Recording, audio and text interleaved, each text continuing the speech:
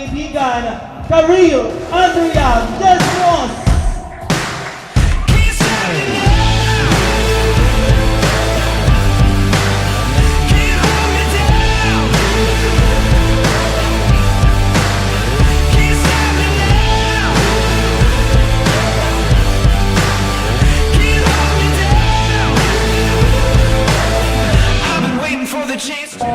Wish lang po namin kay Andrea is to have a happy and peaceful life.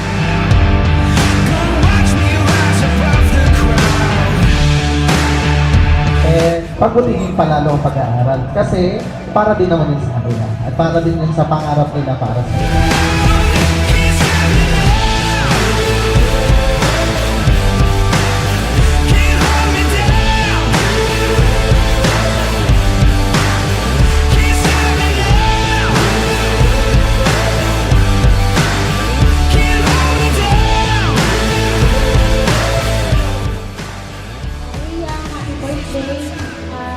Sana napakasaya ka namin sa destination na gusto mo.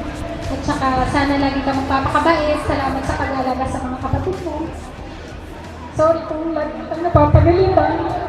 Mahal na mahal.